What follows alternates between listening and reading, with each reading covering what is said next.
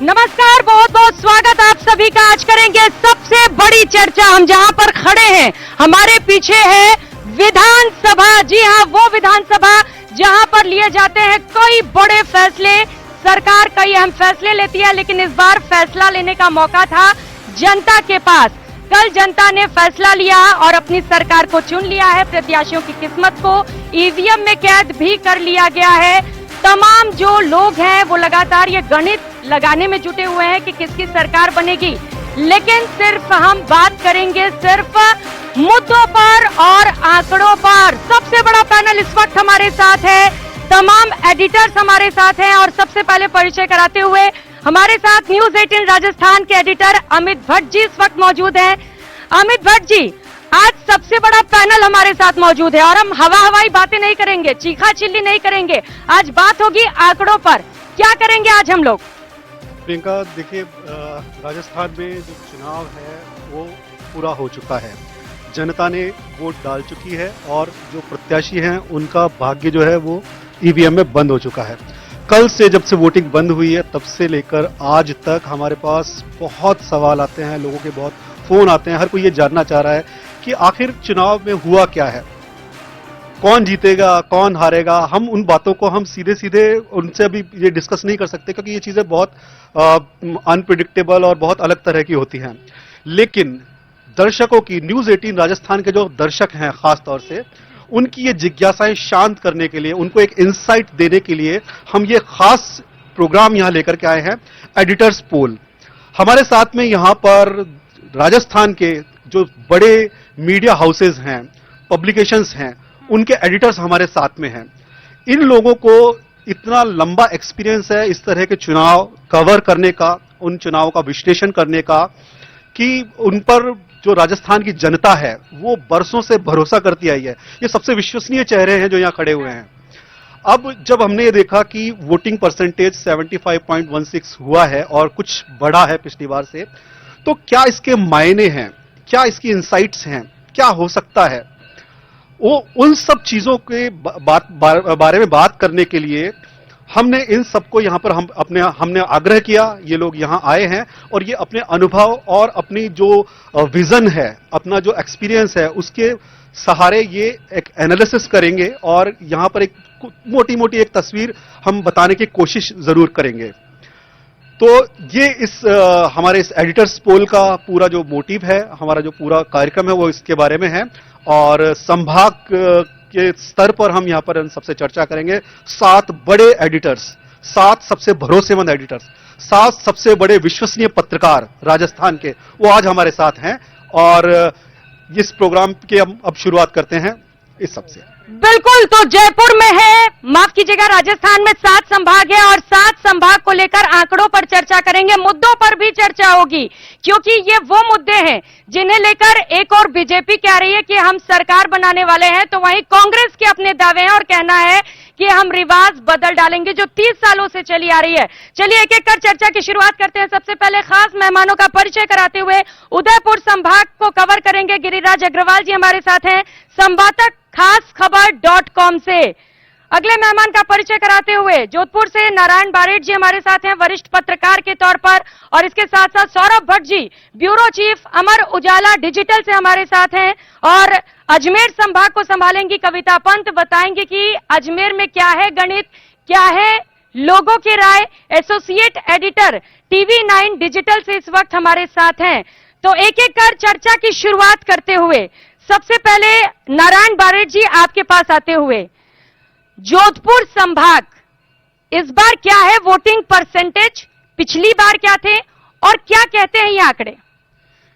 अभी जहां हम खड़े हैं, हमारे पीछे विधानसभा है जिसको हम टेम्पल ऑफ डेमोक्रेसी कहते हैं, जमहूरियत का सबसे मुकद्दस मकाम है। कितने लोग चुन के आएंगे मतदाता ये तय करेगा। आप जानते हैं ये मौसम सर्द है, सर्दी का मौसम है, सुबह धुंध थी, शाम को कोहरा था। उतना ही कुहासा हमारे राजस्थान के चुनावी अनिश्चितता के फलक पे लगा हुआ है। कोई मुनादी नहीं कर सकता कि इस बार मतदाता किसके भाग्य में, किसकी झोली में कितनी सीटें डालेगा। चूंकि ये इलाका जोधपुर में 6 जिले आते हैं, एक दुरू जटिल रेगिस्तान है, मरुस्थल है। मरुस्थल के लोग भी कई बार भौगोलिक जटिलताओं में रास्ता खोजते हुए भूल भुलैया में भटक जाते हैं। लेकिन रास्ता खोज लेते हैं। इस बार खुद मरुस्थल असमंजस में है कि वो कैसी इबारत लिखेगा। वहां 33 सीटें हैं। पिछली मर्तबा ज्यादा सीटें कांग्रेस ने जीती थी, जो सत्तारूढ़ पार्टी है, और इसके पहले 2003 और 13 में बीजेपी ने बड़ी छलांग लगाई थी और बड़ा हिस्सा उस इलाके से अपनी झोली में डाला था। इस बार यह कहना दुश्वार है। दोनों पार्टियां बेशक दावा कर रही है, लेकिन मैं ये कहूं कि ऊपर ऊपर उल्लास है, भीतर एक मायूसी, ऐसी चली पवन एक वायुसी। दोनों पार्टियां दावे से कह रही है कि हम जीत रहे हैं, लेकिन अंदर वो भी जानते हैं कि एक अनिश्चितता, एक जो बेयकीनी की कैफियत बनी हुई है कि ऊंट राजस्थान का है, वो किस करवट लेगा, किसको ज्यादा देगा। अगर हम माहौल में देखते हैं तो चूंकि भारतीय जनता पार्टी का प्रचार कौशल, संगठन क्षमता उनका अधिक है, सरकार की योजनाएं उसके मुकाबले खड़ी होकर मतदाता को दावत दे रही कि आप हमें वोट दीजिए। और इसके अलावा जो तीसरे फ्रंट के लोग हैं, कुछ निर्दलीय हैं, कुछ अन्य पार्टियां हैं, उन्होंने सच में इस फिजा को और ज्यादा धुंधला बना दिया है। नहीं जानते कि उनका वोट वो जीतते हैं या न जीतते हैं, लेकिन वो किसको हरा सकते हैं, जिता सकते हैं, ये कहना अभी मुश्किल है। बिल्कुल, तो सरकार के दावों में कितना दम है, ये तो आपको 3 दिसंबर को ही पता चलेगा, जब फैसले सामने आएंगे और ये पता चलेगा कि सरकार किसकी बन रही है। सौरभ भट्ट जी, आपके पास आते हुए, कोटा संभाग देख रहे हैं आप, क्या देख रहे हैं यहाँ पर? वोटिंग परसेंटेज को लेकर क्या लग रहा है? ये जो परसेंटेज आंकड़े बढ़े हैं, ये किस ओर इशारा कर रहे हैं? कोटा संभाग की बात करें तो पिछला जो 2018 का चुनाव था और 2023 का जो चुनाव, अभी वोटिंग अभी भी काउंटिंग पूरी नहीं हुई है, तो बात करें वोटिंग परसेंटेज में बहुत ज्यादा फ्लक्चुएशन नहीं है, लगभग बराबर है। झालावाड़ की भी 80% थी, इस बार 81% है। और जो 12 बूंदी और जो झालावाड़ कोटा, ये 4 जिले आते हैं, इसमें 17 सीटें हैं। इसमें पिछली बार बीजेपी एज में थी, 10 सीटें बीजेपी के पास थी, 60 सीटें कांग्रेस के पास थी। 2013 में बीजेपी ने लैंडस्लाइड विक्ट्री की थी कोटा संभाग के अंदर, जब 16 सीटें बीजेपी के पास थी और 1 सीट मात्र कांग्रेस के पास थी। लेकिन इस बार का चुनाव बिल्कुल ये कह सकते हैं अनप्रेडिक्टेबल है। कोई ये नहीं कह सकता कि किसकी अपर एज है, वो कौन लोअर साइड में रहेगा। कांग्रेस को भरोसा है इस बार की उसकी गारंटियां जो है उसके वोटर को खींच के लाई है। और ये जो वोटिंग में इस बार जो इजाफा देखने को मिल रहा है, कहीं ना कहीं ये कहा जा सकता है कि कांग्रेस का वोटर भी इस भरोसे में है कि कहीं उसकी सरकार रिपीट हो सकती है, तो उसका वोटर भी बाहर निकला है। बीजेपी का वोटर इस भरोसे में है कि रिवाज है, सत्ता बदलेगी और सरकार उनकी आएगी, तो दोनों तरफ के वोटर इस बार बाहर निकले हैं। लेकिन इस सीट पर कोटा के पूरे संभाग की बात करें तो कोटा संभाग में कई बड़े चेहरे दांव पर लगे हुए। वसुंधरा राजे फैक्टर बहुत अहम है। वसुंधरा राजे 2013 में फेस थी, तो कोटा संभाग में लैंडस्लाइड विक्ट्री हुई, 16 सीटें आई, 1 सीट कांग्रेस के पास रही। 2018 में बीजेपी हारी, फिर भी अपर साइड में रही, क्योंकि उस वक्त भी वसुंधरा राजे कहीं ना कहीं एक जनता के मन में थी कि वसुंधरा राजे ही फेस हैं। इस बार ये देखना होगा कि वसुंधरा राजे को लेकर अभी असमंजस की स्थिति है बीजेपी के अंदर, तो इसका असर कोटा संभाग पर कितना पड़ता है। कुछ विधायकों के खिलाफ एंटी इनकम्बेंसी देखी गई, उसका असर पड़ेगा क्या? जी देखिए, एंटी इनकम्बेंसी फैक्टर जो है वो बाद में आता है। पहले बात करें कि कांग्रेस की जो स्कीम्स है इस बार, वो ये कह सकते हैं कि इस बार एंटी इनकम्बेंसी स्कीम्स ने खत्म की है। उसके बाद जो आती है वो विधायक की एंटी इनकम्बेंसी आती है, विधायक की इमेज जो आती है वो सेकंड नंबर पे आती है। इसके और इससे भी बात करें, इससे आगे भी बात करें तो जातिगत फैक्टर जो क्षेत्रीय समीकरण है वो विधायक की इमेज से भी ऊपर आता है। तो विधायक की जो खुद की इमेज है वो तीसरे नंबर पे आ जाती है। आप कह रहे हैं कि जो जातिगत फैक्टर है वो इस बार असर करेगा? बिल्कुल जातिगत फैक्टर हमेशा से राजस्थान में प्रभावी रहा है। किसी भी संभाग की बात कर ले हम, जातिगत फैक्टर हमेशा से ही जो लड़ती है आपस में, जातियां ही लड़ती है। जो मुद्दे चुनाव खड़ा करते हैं, लेकिन आखिरी में जो मुकाबला होता है वो जातियों में ही होता है, और ये लगभग हर संभाग में देखने को मिलता है। कोटा संभाग इससे अछूता नहीं है। तो कोटा संभाग में भी इस बार जातिगत फैक्टर, क्योंकि दोनों पार्टियां जातियां बैलेंस करके चलती हैं, तो उसमें बड़ा चेहरा देखा जाता है कि कौन जाति का बड़ा चेहरा है और किसके जीतने की संभावनाएं ज्यादा हैं, तो वोट ड्राइव उधर हो जाता है। लगभग 5 से 10% का वोट फ्लक्चुएशन होता है। तो ये देखने वाली बात है कि सरकार की स्कीम्स है वो इस फ्लक्चुएशन को रोक सकती है या ये वोट फ्लक्चुएट होगा, इसके ऊपर पूरा नतीजा डिपेंड करेगा। लेकिन अभी ये कहना बेहद मुश्किल है कि कौन जीतेगा कौन हारेगा। सीटें जो है बिल्कुल फंसी हुई है, कड़ा मुकाबला है। अंता की बात करें तो और हिंडोली की बात करें, हिंडोली, अंता, कोटा नॉर्थ, झालरापाटन, ये बड़ी सीटें हैं और यहाँ पर जो बड़े चेहरे जो हैं चुनाव लड़ रहे हैं, तो ये देखने वाली बात होगी कि नतीजे किस तरफ जाएंगे। बिल्कुल ये देखने वाली बात होगी कि नतीजे किस तरफ जाते हैं। हालांकि मुद्दे भी हावी हैं। कविता जी, आपके पास आते हुए अजमेर में वोटिंग प्रतिशत क्या कहता है और क्या आपको लग रहा है स्थानीय मुद्दे हावी रहे? कौन कौन से मुद्दे उठाए गए यहाँ पर? देखिए, सबसे पहले तो अजमेर में पूरे संभाग में जो वोटिंग प्रतिशत है वो थोड़ा बढ़ा है, पर 8.25 है। 72.81% वोटिंग हुआ है यहाँ पे, जो पिछले साल से 0.825 ज्यादा है। अजमेर जो पूरा एरिया है वो काफी हाई प्रोफाइल रहा है, क्योंकि पहले ये एक तो बीजेपी का रहा है गढ़ यहाँ पे वैसे, पर इस बार क्या है, अगर अजमेर की शहर की सीटों की बात करें तो वहां जरा मुकाबला थोड़ा टफ दिख रहा है, क्योंकि बागी भी खड़े हैं। राजस्थान में इस बार बागी फैक्टर बहुत बड़ा है, क्योंकि हर सीट में कहीं ना कहीं बगावत हुई है, इन द सेंस कि बीजेपी वाले को वोट नहीं मिला तो वो इंडिपेंडेंट खड़ा हो गया या वो कांग्रेस में चला गया है, जैसा हमने किशनगढ़ में देखा है। ठीक है, तो वहां पे एक हमको लग रहा है कि थोड़ा सा डवाडोल सी स्थिति होगी, पर चूंकि ये सीटें पहले से बीजेपी। तो मैडम कह रही है कि बागी यहाँ पर खेल बिगाड़ते हुए नजर आ रहे हैं। जी मैडम। जी, है ना। दूसरा, आप जाएं अगर टोंक इस रीजन में अलग से एक आता है, टोंक एक हाई प्रोफाइल सीट है जिसमें कि सचिन पायलट खड़े हुए हैं। वो भी एक बहुत बड़ा फैक्टर है। पायलट इस बार लोग सोच रहे थे कि पिछली बार जो 2018 में सोचा गया था, जो गुर्जर्स ने वोट दिया था, उन्होंने सोचा था कि इनको सीएम बनाएंगे, नहीं हुआ। तो गुर्जर थोड़ा सा एलिनेटेड फील कर रहे हैं, तो उनको लग रहा है कि प्रधानमंत्री ने एक बयान भी दिया था। हाँ, वो भी दिया था, वो तो थोड़ा वो लास्ट में दिया था उन्होंने, एकदम कैंपेनिंग के राजेश पायलट और इनके ऊपर।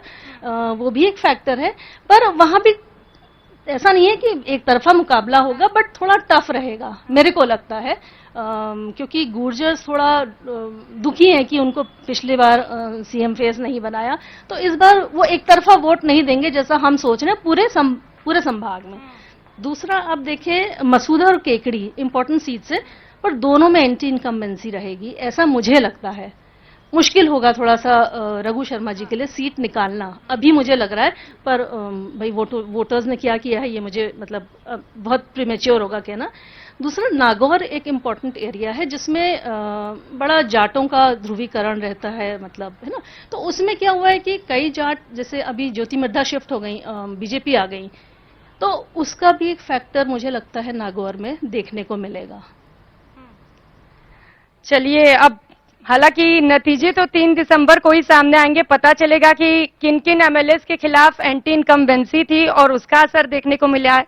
गिरिराज जी हमारे साथ हैं, वरिष्ठ पत्रकार हैं, उदयपुर संभाग पर बात करेंगे। सर, क्या कहते हैं यहाँ पर आंकड़े? जो वोटिंग प्रतिशत बढ़ा है उसका फायदा किधर जा रहा है? वोटिंग प्रतिशत इस बार जो बढ़ा है उसमें मेरे को 2 बड़े फैक्टर नजर आते हैं। एक तो ये कि इस बार मतदाता भी बढ़ा है, करीब 50 लाख नए वोटर जुड़े हैं।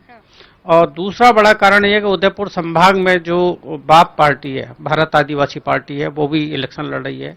और बांसवाड़ा जो नया संभाग बना है वहां त्रिकोणीय मुकाबला उसने बनाया हुआ है। पिछली बार भी यहाँ उदयपुर में बीटीपी ने 2 सीटें जीती थी, तो जो आदिवासियों की जो पार्टी है वो बड़ा रोचक मुकाबला बनाते हैं। तो इस वजह से मेरे को लग रहा है त्रिकोणीय मुकाबले की वजह से वहां वोटिंग प्रतिशत इस बार ज्यादा बढ़ा है। अगर हम बात करें तो बांसवाड़ा और प्रतापगढ़ में 82% से ऊपर पोलिंग हुई है, ये यहाँ बड़ा रोचक मुकाबला है। उदयपुर संभाग में चित्तौड़गढ़, जहां जो भाजपा के प्रदेश अध्यक्ष हैं सीपी जोशी, उनका अपना गृह जिला है, उनकी चित्तौड़गढ़ सीट पे बड़ा रोचक मुकाबला सा बना हुआ है कि जो बीजेपी के बागी हैं चंद्रभान आक्या, वो काफी मजबूत स्थिति में वहां पर नजर आ रहे हैं और टक्कर देते हुए नजर आ रहे हैं। दूसरी एक और इम्पोर्टेंट सीट है सीपी जोशी जो विधानसभा अध्यक्ष हैं, उनका भी एक बहुत इम्पोर्टेंट सीट है और हॉट सीट बनी हुई है। वो भी वहां पर एक कड़े मुकाबले में फंसे हुए हैं। भाजपा ने वहां राज परिवार के जो सदस्य हैं विश्वराज सिंह, उनको उतारा है वहां पे। तो उदयपुर में एक जो बड़ा फैक्टर एक और जो मेरे को नजर आ रहा है कि वहां जो कद्दावर नेता बीजेपी के होते थे गुलाब चंद कटारिया, जिनको असम का राज्यपाल बना दिया गया, इस बार उनकी अनुपस्थिति वहां बीजेपी को काफी अखर रही है वहां पे। तो बीजेपी का जो वर्कर है वो उतना वहाँ पे मोबिलाइज नहीं हुआ। तीसरी जो मैं बात करूं अगर वहाँ इसकी मुद्दों की, तो बीजेपी ने कन्हैया लाल हत्याकांड को बड़ा मुद्दा बनाया वहाँ पे और पूरे राजस्थान में बनाया, उन्होंने बोला है। तो कन्हैया लाल हत्याकांड का जब मैं उदयपुर की बात करता हूँ, उदयपुर में कोई असर नहीं है, क्योंकि खुद कन्हैया लाल के परिवार ने, उनके बच्चों ने आकर के मीडिया में ये कहा है कि हमें सियासत नहीं चाहिए, हमें इंसाफ चाहिए। तो और उन्होंने ये भी कहा है कि हमारे पिता की मौत पर राजनीति नहीं होनी चाहिए, पर बीजेपी ने बराबर उसको मुद्दा बनाया। वहाँ के लोकल मीडिया कर्मियों ने भी जो है इस बात को रेखांकित किया है कि वो अपनी रिपोर्टिंग में या अपनी खबरों में कहीं भी कन्हैया लाल हत्याकांड का जिक्र नहीं करेंगे। तो मुझे लगता है कि बीजेपी ने जो इस हत्याकांड को इशू बनाया वो शायद गलत दिशा में चला गया, उसका इतना असर नहीं आएगा। तो ये मोटा और कौन से मुद्दे रहे? क्योंकि कांग्रेस तो 7 गारंटियों पर ही है कि हमने जो 7 गारंटियां दी हैं उन्हीं के दम पर हम चुनावी मैदान में भी उतरे हैं। जो लोगों के लिए योजनाएं लेकर आए हैं वो मिसाल पेश कर रही है पूरे देश भर में। क्या लग रहा है कि इसका फायदा भी पहुंच रहा है यहाँ पर? देखिए, अगर हम आंकड़ों की और ट्रेंड की बात करें तो आंकड़ों और ट्रेंड के हिसाब से तो लग रहा है जो अधिक मतदान हुआ है वो बीजेपी के पक्ष में जाता है। अगर मैं वोटर के मनोविज्ञान की बात करूं या अपन मनोविज्ञान की बात करें तो आदमी अपना स्वार्थ देखता है पहले। अगर मेरे को मान लो मैं किसी शोरूम में कहीं जाता हूं और मेरे रिश्तेदार परिचित का भी है, वहां मेरे को कोई चीज अगर मान लो 50 रुपए की मिल रही है और दूसरी जगह 35 रुपए की मिल रही है तो मैं 35 रुपए वाली पे पहले जाना चाहूंगा। तो जो भावनात्मक मुद्दे हैं उनका स्थान बाद में आता है, पहले आदमी व्यक्ति के स्वार्थ को देखता है। तो यहाँ जो ओल्ड पेंशन स्कीम है, जो कांग्रेस ने गारंटी दिया ओल्ड पेंशन स्कीम जारी रहेगी, या चिरंजीवी बीमा स्वास्थ्य योजना जिसमें कहा है कि हम 50 लाख का हेल्थ इंश्योरेंस देंगे, ये 2 ऐसी चीजें जो आदमी के व्यक्तिगत जीवन से जुड़ी हुई हैं और हर 100% लोगों को लगभग इफेक्ट करती हैं। इसमें कर्मचारी को तो पूरा ही इफेक्ट करती हैं। तो इन मुद्दों का कहीं ना कहीं असर बना हुआ है, मेरे को ऐसा लगता है। तो हमने बात की, संभागवार बात कर रहे हैं, हम भरतपुर की भी बात करेंगे क्योंकि राजस्थान अपने स्वाद के लिए भी जाना जाता है। सत्ता का स्वाद कौन चखेगा ये तो 3 दिसंबर का दिन ही बताएगा। डॉक्टर संजय शर्मा जी हमारे साथ हैं, वरिष्ठ पत्रकार हैं, भरतपुर संभाग पर बात करेंगे। संजय शर्मा जी, भरतपुर संभाग में कौन सा सबसे बड़ा मुद्दा जिसे लग रहा है कि जनता ने वोट दिया होगा? देखिए, भरतपुर संभाग में एक आश्चर्यजनक बात ये थी कि भरतपुर संभाग वो जगह है जहां से जो ERCP स्कीम है जो 13 डिस्ट्रिक्ट्स के लिए पूर्वी राजस्थान के बनी है, वो उसका आंदोलन वहीं से निकला और उस आंदोलन के निकलने की वजह से ये व्यापक रूप से स्कीम बनी। तो वो अंडर करंट की तरह था, लेकिन वो बहुत चर्चा में नहीं है। बड़ी आश्चर्य की बात। और एक दूसरी बहुत अजीब बात मुझे जो लगी, और जब चुनाव शुरू हुआ था तो ऐसा लगता था कि MLAs के खिलाफ एंटी इनकम्बेंसी बहुत बड़ा फैक्टर है, लेकिन बाद में चुनाव प्रचार जैसे जैसे आगे बढ़ा तो वहां जो जातीय समीकरण है वो अपनी जगह लेने लग गए। क्योंकि मैं मूलतः ऐसे मानता हूं कि जो इस चुनाव की राजनीतिक प्रक्रिया है ये क्या करती है, डेवलपमेंट की डिस्ट्रीब्यूशन का संघर्ष है और आपकी जो सामाजिक न्याय और सामाजिक सुरक्षा का क्या तालमेल इसमें बैठता है। तो ये जो अब हुआ, जो जाति है, हम उसे थोड़ा सा सामाजिक न्याय के एंगल से देख सकते हैं कि जो कुछ खास भरतपुर वो रियासत है जिसने बहुत सारी लड़ाइयां लड़ी हैं और भरतपुर एक समय पे माना जाता था कि उसने दिल्ली पे भी राज किया और अब आधा सा उत्तर प्रदेश जीत रखा था और बड़े मुगलों से लड़ाई लड़ी, मराठों से, मतलब वो एक बड़ा इतिहास है वहां का गौरवशाली और अभिजीत किला रहा है भरतपुर का। तो भरतपुर के कुछ जातियां बड़ी गौरवशाली है, उनमें जाट गुजर ने फ्रंट पे फाइट करने वाले लोग रहे हैं। गुजर फैक्टर जरूर ऐसा नजर आया कि वहां एक बड़ा अजीब सा सिग्नल आया जिसकी वजह से हम अनुमान लगाना हमारे लिए मुश्किल हो रहा है। एक पहले माना जाता था कि सचिन पायलट जो उस समय मुख्यमंत्री के दावेदार थे उनकी वजह से गुजर ज्यादा गए।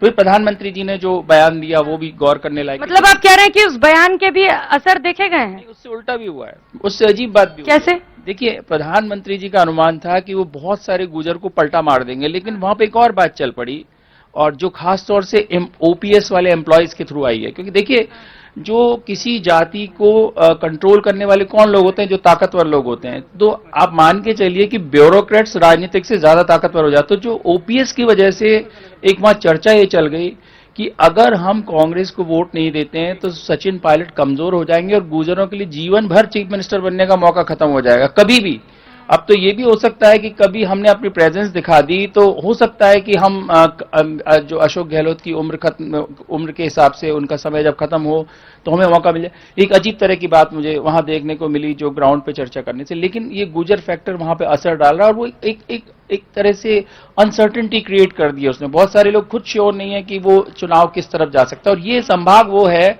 जिसमें मात्र बीजेपी की एक सीट आई थी 19 में से, और जो एक आई थी वो अब कांग्रेस में चली गई है और उसके जीजाजी उसके खिलाफ लड़ रहे हैं धौलपुर से। तो ये बहुत ही दिलचस्प। और एक ये जो भरतपुर संभाग है, देखिए ये हरियाणा से लगता है, ये उत्तर प्रदेश से लगता है, मध्य प्रदेश से लगता है, ये राजस्थान का वो इलाका है जो तीनों, तो ये बड़ी मिक्स्ड कल्चर है। और ये आप देखिए कि राजस्थान की शुरुआती सारे सामाजिक आंदोलन से लेकर नई नई पार्टीज ने आके यहाँ पे प्रयोग किए हैं। बहुत शुरू में सोशलिस्ट मूवमेंट बहुत स्ट्रांग रहा है, फिर चौधरी चरण सिंह का बहुत जबरदस्त असर रहा है इस इलाके में। तो आरएलडी एक सीट जो अकेली है उत्तर प्रदेश की आरएलडी, वो यहाँ से भरतपुर से सुभाष गर्ग जो मंत्री हैं वो लड़ रहे हैं। बीएसपी का बहुत असर रहता है। आरएलपी भी तो इस बार जोर शोर से जुटी हुई है। आरएलपी उस इलाके में इतनी प्रभावशाली नहीं है, लेकिन जो चंद्रशेखर रावण है उनकी पार्टी का एक कैंडिडेट अच्छी प्रेजेंस दिखा रहा है, क्योंकि जो युवा जो दलित है वो चंद्रशेखर रावण की तरफ आकर्षित होने लगा है। लेकिन जो स्कीम की बात आई है, स्कीम ने ये उल्टा कर दिया है। स्कीम ने क्या किया है, जो दलित है उसको कांग्रेस की तरफ खींचना शुरू कर दिया है। तो जो साइलेंट वोटर है वो लगता है बहुत ज्यादा कांग्रेस की तरफ है, और जो वोकल वोटर है जिसमें जाट होते हैं, गुजर होते हैं, उनसे हम अनुमान लगाना मुश्किल होता है क्योंकि वो बटे हुए हैं। तो बात हो रही है जातिगत फैक्टर पे, बात हो रही है वोट परसेंटेज पर, बात हो रही है मुद्दे पर। सबसे बड़ा गेस्ट पैनल एडिटर्स का हमारे साथ लगातार मौजूद है, चर्चा भी लगातार जारी है। फिलहाल यहां रुकेंगे एक छोटे से ब्रेक के लिए, लौटेंगे फौरन।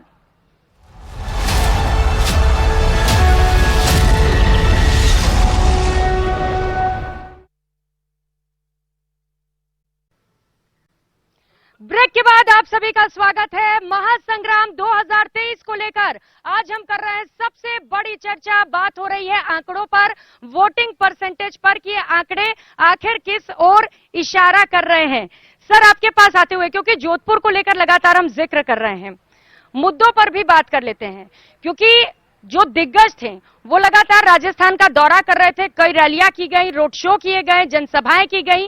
क्या उसका असर देखने को मिलेगा? नेताओं के चेहरे पर वोट पड़े हैं जोधपुर में, या फिर मुद्दे हावी थे? मैं समझता हूं कि 3 मुद्दों की आपस में होड़ है। एक राष्ट्रीय मुद्दा मोदी मैजिक, फिर दूसरे प्रादेशिक जादूगर का जादू, और तीसरा स्थानीय। इन तीनों के बीच में कंपटीशन है, और जब किसी राजनीतिक प्रणाली के पास विकास का ठोस कार्यक्रम नहीं होता तो वह जज्बात में पनाह लेती है। जो स्कीम कांग्रेस पार्टी ने आवाम के सामने रखी है उसकी तुलना में भारतीय जनता पार्टी ने धार्मिक मुद्दों को जगह दी है। दोनों के बीच में फर्क क्या है, हमें बाजार में दिखता है कि बीजेपी का जो समर्थक है वो वाचाल है, मुखर है, वो अपनी बात को व्यक्त कर सकता है। इस स्कीम्स का जो समर्थक है वो दबा कुचला, एक एहसास से कमतरी से गुजरता हुआ, हीनता का शिकार है, एक संकोची किस्म का व्यक्ति है। संख्या दोनों की अच्छी खासी है, और मैं उम्मीद नहीं करता कि एक व्यक्ति जो फटी जेब और टूटे दिल से अस्पताल की दहलीज पर चढ़ता है कि वो इस तरह वाकपटु होगा कि अपनी बात को कह सके। तो इनके बीच में कंपटीशन है। जोधपुर संभाग में जो 6 जिले हैं उसमें बाड़मेर जिला, जहां 7 सीटें हैं, वहां इस बात की चर्चा है कि अपने आंतरिक प्रबंधन को बीजेपी ने ज्यादा खराब किया या कांग्रेस ने, क्योंकि बीजेपी ने जिस तरह से सीटें वहां बांटी है उसको लेकर काफी असंतोष था, और कांग्रेस के अंदर भी थोड़ी नाराजगी है। खासतौर पे शिव एक ऐसी विधानसभा क्षेत्र है जिसमें सबकी निगाहें लगी हुई, क्योंकि वहां एक प्रयोग हो रहा है, एक नौजवान छात्र नेता दावेदारी कर रहा है, और पुराने उम्रदराज विधायक हैं अमीन खां, वो भी लड़खड़ाए हैं। और हमने इस चुनाव में देखा है कि जो आस्था राजनीतिक है उसकी मूर्तियां टूटी है। कुछ सरदार बदले, कुछ किरदार बदले हैं, लेकिन ऐसी आवाजाही कि जैसे कर्नल सोनाराम कांग्रेस से बीजेपी में गए, बीजेपी से वापस कांग्रेस में आ गए, उनका प्रभाव है निसंदेह। जालम सिंह रावलोत जो खांटी संघ पृष्ठभूमि के व्यक्ति हैं, वो आरएलपी से चुनाव लड़ रहे हैं। तो ऐसे हमने देखा है कि उन 7 सीटों पे बाड़मेर की काफी कंफ्यूजन है, कौन किसके खिलाफ लड़ रहा है। ऐसी जैसलमेर की 2 सीटें हैं, वहां प्रतापपुरी बनाम शाले मोहम्मद, तो शाले मोहम्मद के खिलाफ थोड़ा इंकम्बेंसी है, उनके अपने समुदाय की भी थोड़ी नाराजगी है और ऐसी रूपरेखा वहां एक राजनीतिक गठबंधन हमेशा रहा है मुस्लिम और दलितों का, उसमें एक दरार दिखती है। इसकी भरपाई कांग्रेस कैसे करेगी मैं नहीं समझ पा रहा हूं। जालोर में पिछली बार बीजेपी ने अच्छा प्रदर्शन किया था और एक सीट सुखराम बिश्नोई जीत पाए थे। इस बार बीजेपी के पैमाने पे जिस तरह से टिकटों के बंटवारे को लेकर असंतोष के स्वर सुनाई दिए वो बीजेपी के लिए चिंताजनक है। जातिगत गणना का एक बड़ा दाव इस बार कांग्रेस ने खेला है, इसका भी असर पड़ा है क्या? निस्संदेह, जब आप धर्म की तरफ आवाम को ले जाते हो तो अगला सवाल आता है जाति। व्यक्ति हिंदुत्व के ढांचे में खड़ा होते ही पूछता है कि इसमें मेरा स्थान कहां है, मेरी जाति कहां है, और जाति से हम इसको गोत्र पर ले गए हैं। तो इस चुनाव के पहले सभी जातियों ने सम्मेलन किए हैं, उनकी राजनीतिक हसरतें और महत्वाकांक्षाएं उभर के सामने आई है, वो अपना हिस्सा मांगने लगे हैं, वो हिंदुत्व से थोड़ा इतर जाते हुए दिखाई दे रहे हैं। ये जो प्रक्रिया है बड़ी घनीभूत हुई है। इस चुनाव में हमने नोटिस किया कि राजनीतिक पार्टियां इवेंट मैनेजमेंट का हिस्सा बन गई है। बड़े सम्मेलन, बड़ी भीड़ जाति पंचायतों की आई है। अगर इतनी बड़ी भीड़ राजनीतिक पार्टियों की होती, बीजेपी या कांग्रेस की, तो लोकतंत्र की कामयाबी थी। दूसरी मैं ये सफलता मानता हूं कि इस चुनाव में मतदाता ने बता दिया है कि वो वास्तविक विधाता है, वो मुकद्दर लिखता है। उसने दोनों पार्टियों को इस तरह से अपनी मिजाज पुरसी कराई है कि आखिर तक उसने फिंगर क्रॉस रखा है कि वो किसके तिलक लिखेगा, ये कहना दुश्वार है। और ऐसे ही पाली में पिछली बार बीजेपी ने अच्छा प्रदर्शन किया था, एक सीट महज एक निर्दलीय जीत पाए थे। इस बार क्या कांग्रेस उसको तोड़ पाएगी? सिरोही में पिछली बार कांग्रेस ने गफलत की थी, एक प्रखर विधायक संयम लोढ़ा उनका टिकट काट दिया था। इस बार उस गलती को दुरुस्त किया है, पर क्या आवाम इसको पसंद करेगा, कितना वो वापस अपनी पार्टी को जितवा पाएंगे? ऐसे ही जैसे जालोर, पाली, सिरोही, इसमें कांग्रेस के लिए बहुत ज्यादा खोने को नहीं है, लेकिन जोधपुर में परीक्षा होगी क्योंकि वो मुख्यमंत्री का अपना जिला भी है। तो जाति धर्म ये तत्व हैं, लेकिन इसके साथ साथ मतदाता ये भी बात करता है कि मैं सिर्फ इनसे संतुष्ट नहीं होने वाला। ठीक है, मेरा धर्म ये, मेरी जाति ये, इसके बाद मैं जीवन कैसे बसर करूंगा, तो वो सवाल भी पूछ रहा है। बिल्कुल, तो वोटों के ध्रुवीकरण की कोशिश की गई है, लेकिन मुद्दे उतने ही हावी है चुनाव में, जैसा कि लगातार जिक्र भी कर रहे हैं हमारे जो पैनल हमारे साथ जुड़े हुए हैं। सर, कोटा में अगर हम मुद्दों पर आए तो वो कौन सा मुद्दा जो सबसे ज्यादा हावी रहा, और आपको क्या लग रहा है? क्योंकि दावे तो दोनों ही ओर से किए गए थे, मैनिफेस्टो में बड़े बड़े ऐलान भी किए गए, लेकिन कांग्रेस ने जो 400 रुपए में गैस सिलेंडर देने की बात कही, बड़ी संख्या में महिलाएं पहुंची, इसका फायदा मिल सकता है क्या? देखिए, इस वक्त जब हम ये डिबेट कर रहे हैं, अभी फाइनल फिगर आए हैं इसी के, और 75.45% की पोलिंग हुई है राजस्थान में, जो रिकॉर्ड है। पिछले बार 75.1% की पोलिंग थी, इस बार उसको क्रॉस कर दिया। तो अगर आप पोलिंग की बात करें तो बीजेपी ये दावा करती है कि पोलिंग बढ़ती है तो हमारी सरकार आती है। रिवाज यही है कि जो मतदान बढ़ता है वो बीजेपी के पक्ष में जाता है। कांग्रेस को भरोसा है कि इस बार पोलिंग कहीं ना कहीं उसके पक्ष में भी हुई है। राजस्थान में अगर संभागों की बात करें तो कोटा संभाग में सीधे तौर पर बीजेपी कांग्रेस का मुकाबला रहा है। यहाँ निर्दलियों के लिए गुंजाइश हमेशा से कम रही है, तो मुद्दे यहाँ पर ज्यादा प्रभावी नहीं होते, यहाँ पे नेताओं के चेहरे प्रभावी होते हैं। जैसे अंता में जो है इनके सरकार के मंत्री है प्रमोद जैन भाया, उनका मुकाबला है, और कोटा नॉर्थ में इस बार शांति धारीवाल के सामने प्रहलाद गुंजल है। तो प्रहलाद गुंजल कद्दावर नेता है बीजेपी के, पिछली बार शांति धारीवाल से चुनाव हार गए थे, लेकिन इस बार काफी जद्दोजहद के बाद उनको टिकट मिला है। तो अब देखना होगा कि क्योंकि बीजेपी कांग्रेस जब दोनों से बात करते हैं तो दोनों के नेता कहते हैं कि भाई सीट फंसी हुई है इस बार। इसी तरीके से ये लगातार जो कोटा संभाग की जो सीटें हैं, वो कोई सीटों पर ये कहा नहीं जा सकता इस बार की कौन सी सीट जो है किस तरफ जाएगी। तो यहाँ पर मुद्दों की बात नहीं है, यहाँ पर जातियों की बात है, क्षेत्रीय समीकरणों की बात है, और जो इंडिविजुअल इमेज है वो कहीं ना कहीं यहाँ पर सब पर हावी है। तो इंडिविजुअल इमेज जो है वो हावी होता हुआ नजर आ रहा है, मुद्दों पर भी बात है, और साथ ही साथ दावे भी लगातार किए गए। अब जनता किसके वादे पर एतबार करके किसको वोट कर चुकी है, इसका जो नतीजा है वो तो 3 दिसंबर को ही सामने आएगा। लेकिन कविता जी, आपको क्या लग रहा है, चेहरे जिन्हें आगे किया गया इस बार चुनाव में, बीजेपी ने कोई कैंडिडेट नहीं उतारा, क्या उसका फायदा मिलता हुआ नजर आ रहा है? जहां कांग्रेस की ओर से राहुल गांधी एक बड़ा फेस, मुख्यमंत्री अशोक गहलोत भी लगातार रोड शो करते हुए नजर आए, कितना फायदा?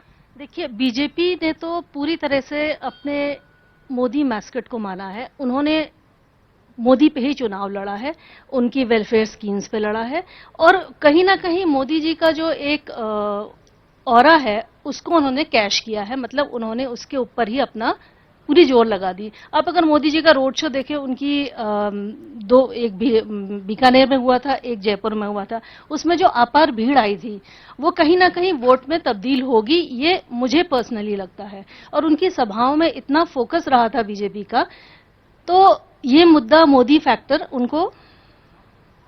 उनके लिए काम कर जाएगा।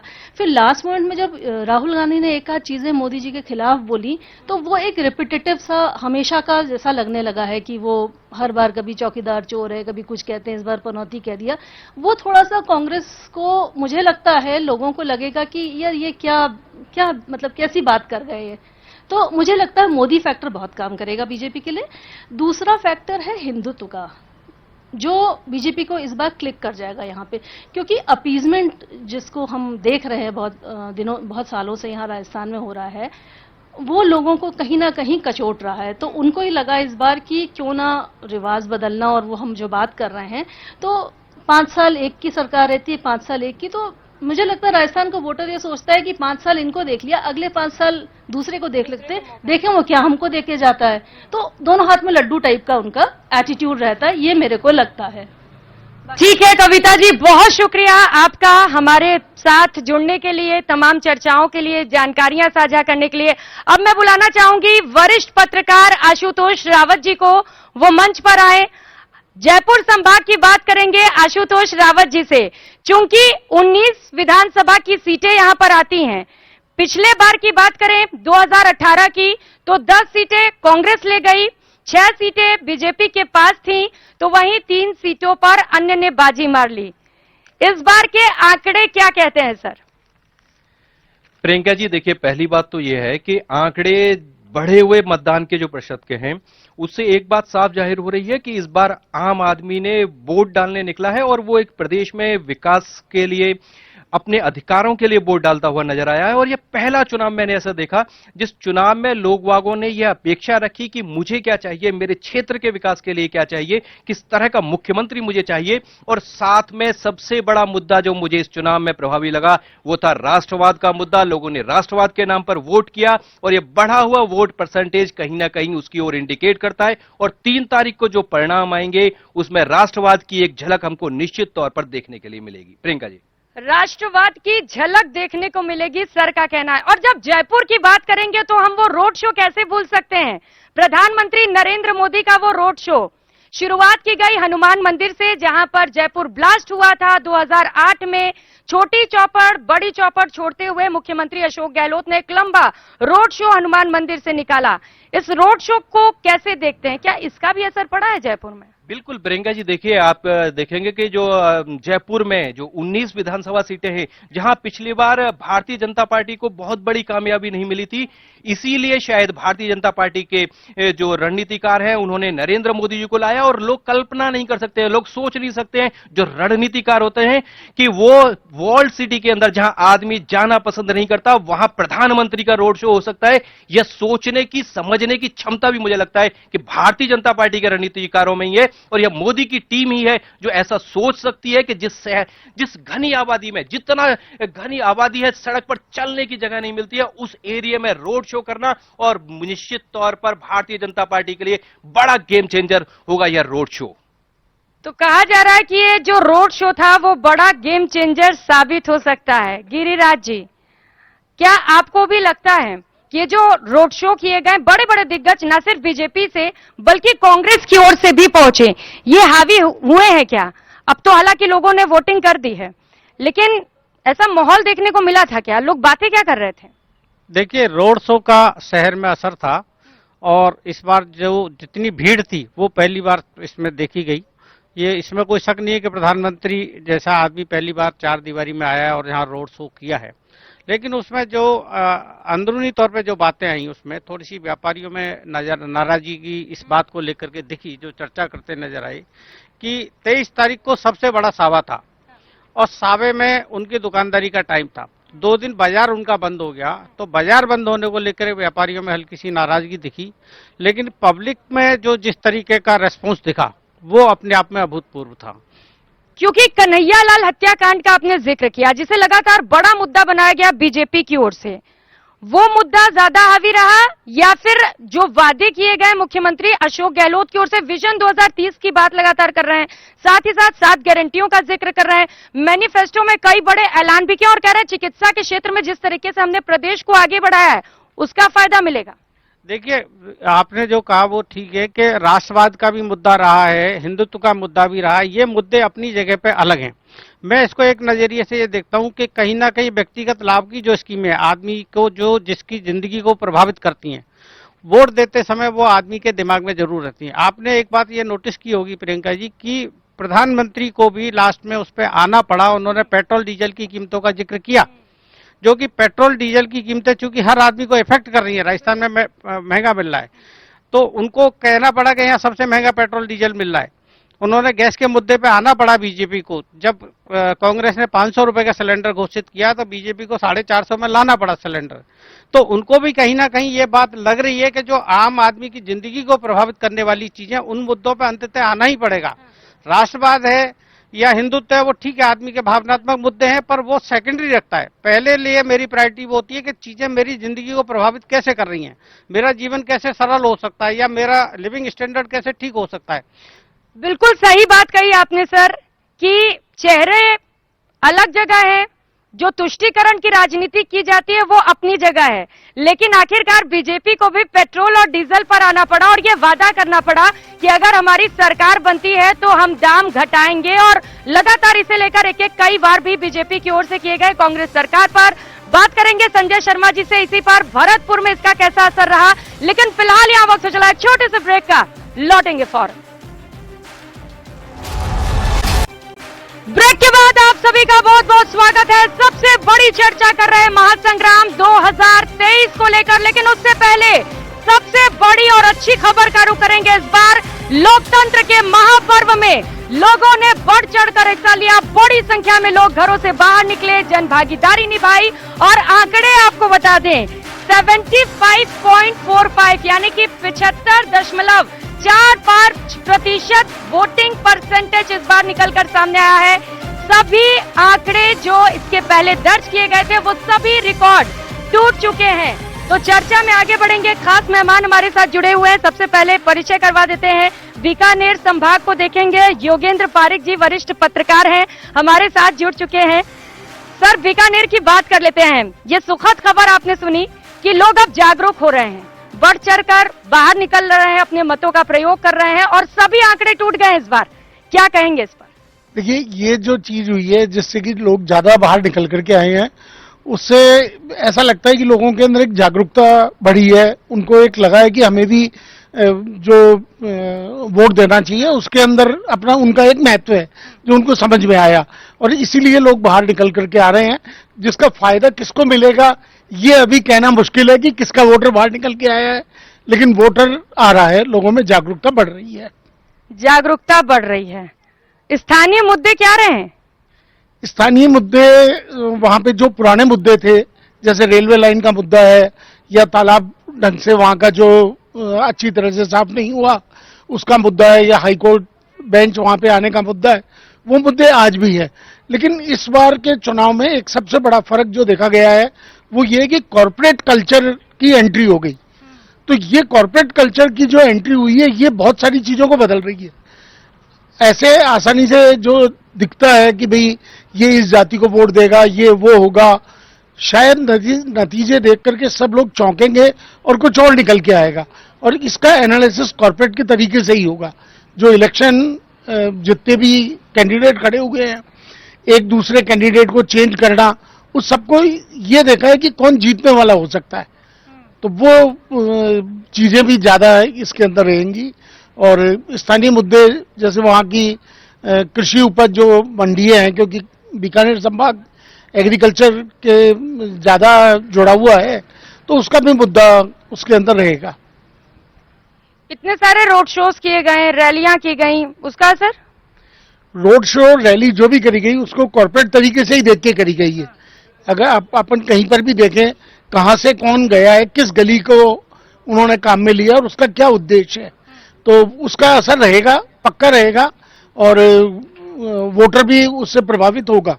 बीकानेर में कितना वोटिंग प्रतिशत रहा इस बार?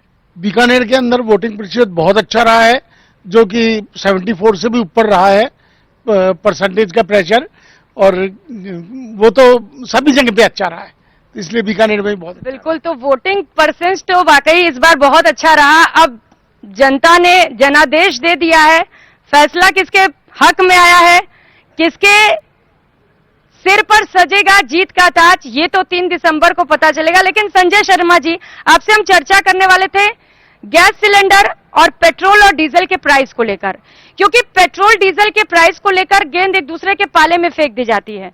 बीजेपी कह रही है कि राज्य सरकार पेट्रोल डीजल के दाम नहीं घटा रही है, वैट लगा रही है बढ़ चढ़कर, तो वहीं कांग्रेस कह रही है कि एक्साइज ड्यूटी तो कम करो साहब। अब ये बड़ा दाव तो बीजेपी ने खेल दिया है कि हम आएंगे तो 11 रुपए तक दाम घटा देंगे, कैसे देखते हैं इसे? प्रियंका, ये जो सॉरी बीजेपी जो बात कह रही है मुझे बहुत आश्चर्यजनक लग रही है कि वो प्राइस घटाएगी, क्योंकि जो अंतर्राष्ट्रीय कमिटमेंट है भारत सरकार के जलवायु परिवर्तन के संदर्भ में, जो हाइड्रोकार्बन्स को कट डाउन करने के, उनके मामले में एक रणनीति बनी है दुनिया भर में कि कोयले, पेट्रोल, डीजल इनकी खपत घटनी चाहिए।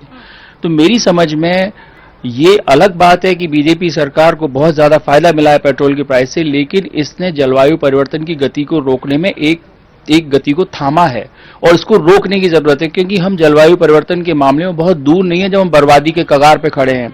तो पेट्रोल की उम्मीद, मुझे लगता है लोग नाराज होंगे, लेकिन मेरा मानना है उन्हें पेट्रोल डीजल के दाम घटने की चिंता कम करनी चाहिए। इस चुनाव में कुछ वो हुआ है जो राष्ट्रीय स्तर पर देखा जाएगा। देखिए, अभी तक जो हमारी विकास का मॉडल हिंदुस्तान में बनता था वो होता था कि आप एक विकास करें, सार्वजनिक विकास, जैसे कि रोड बनाएं और टारगेटेड मदद करें जो तथाकथित गरीब को, लेकिन गरीब की संख्या लगातार घटती जा रही है, एक्सट्रीम पॉवर्टी जिसे हम बोलते हैं। जो समस्या है वो मिडिल क्लास के, जो अब पॉवर्टी लाइन, वो लोग बहुत बड़ी परेशानी। तो राजस्थान ने जो चिरंजीवी जैसी योजना दी है, ये एक तरह का उदाहरण है कि डेवलपमेंट की दिशा क्या होनी चाहिए। चिरंजीवी का जो इंटरवेंशन है और जो साइलेंट वोटर में, हमेशा हम बात क्या होती है कि हम जो चुनाव के अनुमान लगाते हैं वो ज्यादातर वोकल वोटर के ऊपर लगाते हैं। जैसे नारायण जी ने बोला, साइलेंट वोटर 80% है, जिसमें महिला है, जिसमें वंचित है, वो बोलता ही नहीं है, आप कुछ भी बोलिए तो वो किस बात पे बोलेगा। मेरा मानना ये है कि उसका मनोविज्ञान उसकी असुरक्षा से चलता है, और असुरक्षा में जैसे ही कोई स्कीम फायदा पहुंचाती है वो करती है। इस बात का मोदी जी को भी फायदा हुआ था। और एक और बात मैं बड़ी मजेदार बता दूं, देखिए ये सारा लोकतंत्र की सारी बिल्डिंग जिनसे चलती है मेरे संभाग से ही चलती है, भरतपुर से। ये बिल्डिंग, इसका पत्थर, पार्लियामेंट का, लाल किले का, मुगलों से लेके हर किसी को हमारी लोकतंत्र, हमारी तंत्र से ही चला है सारा राजतंत्र। और देखिए एक बड़ी अजीब बात में और एक फैक्टर बता, एक आप कह रहे थे कि वोटिंग परसेंटेज, मेरा मानना है ये वोटिंग परसेंटेज नीचे गई है, ऊपर नहीं गई है। कैसे? देखिए ऐसा है कि इस बार आधार से जोड़ने का प्रयास हुआ था, तो आधार में राजस्थान में जो 5 करोड़ 26 लाख हमारे जो वोटर हैं, 50 लाख वोटर रजिस्टर हो चुके थे, फिर सुप्रीम कोर्ट का इंटरवेंशन हुआ। तो आधार का मतलब क्या हुआ कि आप कई जगह रजिस्टर नहीं हो सकते। अगर 50 लाख लोग रजिस्टर हो गए तो इसका मतलब यही वोट रिपीट होकर लिखती हैं अलग अलग जगह, पहली बात। दूसरी बात, आप पोस्ट कोरोना क्या हुआ, राजस्थान से मजदूर गुजरात, महाराष्ट्र और दिल्ली जाते थे काम करने, तो पोस्ट कोरोना जो मजदूर है वो लौट के गया ही नहीं इंडस्ट्री की तरफ, और वो यहीं रह गया। 13.42 लाख मजदूर उस समय माइग्रेंट आए, जब वो लौट के नहीं गए वो यहां रह गए। फिर से एक संकेत है कल्याणकारी योजनाओं के फेवरेट लोगों को ढूंढने की। ये लोग वो हैं जो इसलिए नहीं गए क्योंकि आपके पास कल्याणकारी योजनाओं का नेटवर्क है, और इसकी वजह से ये चुनाव जितना बोलते लोगों की भाषा से नजर आ रहा है उससे बिल्कुल उल्टा हो सकता है। तो संजय शर्मा जी एक बड़ी बात कह रहे हैं। अमित भट्ट जी भी लगातार हमारे साथ जुड़े हुए हैं, सर से भी चर्चा करेंगे क्योंकि इस बार सभी आंकड़े टूट चुके हैं सर। 75.45% वोटिंग, कैसे देखते हैं? प्रियंका, वोटिंग और जो तमाम मुद्दे रहे हैं उनके बारे में हमारे जो खास मेहमान हैं जितने भी एडिटर्स हैं उन्होंने अपनी अपनी इंसाइट रखी है, उन्होंने अपना अपना आकलन, अपना एनालिसिस बताया है। तो मैं उम्मीद करता हूं कि हमारे इस खास प्रोग्राम में लोगों को, जो हमारे दर्शक हैं, जो राजस्थान की जनता है, जो वोटर है, जिसने अपना वोट कास्ट कर दिया है, उसकी जो जिज्ञासाएं हैं वो काफी हद तक जो है वो शांत हुई होंगी। उसको ये समझने की सहायता मिली होगी कि इस चुनाव में आखिर हुआ क्या है और क्या होने जा रहा है। हमारा ये जो कार्यक्रम है, हमारा जो एडिटर्स एनालिसिस है, हमारा एडिटर्स पोल है, ये हम इसी कोशिश के साथ आए थे और मुझे लगता है कि इसमें हम कहीं ना कहीं कामयाब हुए होंगे। हमारे दर्शकों को ये इंसाइट मिली होगी।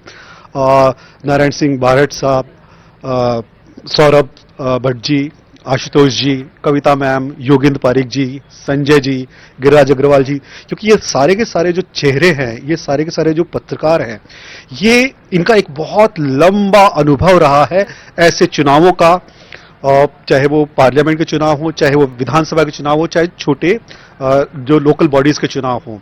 तो इन सब के अनुभव से इन्होंने जो एनालिसिस हमको दिया है, मैं समझता हूं कि उसके बाद में काफी कुछ क्लियर हुआ होगा। लोगों की जो जिज्ञासाएं हैं वो बहुत शांत हुई होंगी, उनको काफी कुछ समझ में आया होगा। वोट पड़ चुके हैं, मतदाताओं ने, जो जितने प्रत्याशी हैं उनका जो भविष्य है वो ईवीएम में कैद कर दिया है। क्या होगा वो 3 तारीख को पता चलेगा, लेकिन हमारी जो कोशिश थी वो इस सब को लेकर के थी। बिल्कुल, बहुत शुक्रिया सर। तो सबसे बड़ा सवाल फिलहाल यही है कि राज बदलेगा या रिवाज बदलेगा, लेकिन संभागवार 7 संभागों को लेकर हमने खास चर्चा की। सबसे बड़ा पैनल एडिटर्स का हमारे साथ मौजूद रहा, जिनसे हमने एक एक कर कई मुद्दों को लेकर जहां चर्चा की, तो वहीं चर्चा इस बात को लेकर भी की कि जिस तरीके से वोटिंग परसेंटेज इस बार बढ़ा है, उसका असर क्या होता हुआ दिखाई दे रहा है। तो इस चर्चा में फिलहाल इतना ही। सबसे बड़े मंच पर हमने सबसे बड़ी चर्चा की, ठीक जो पीछे आप ये इमारत देख रहे हैं विधानसभा के सामने से। फिलहाल इतना ही। बहुत शुक्रिया आप सभी खास मेहमानों का हमारे साथ जुड़ने के लिए और इस चर्चा के लिए। नमस्कार।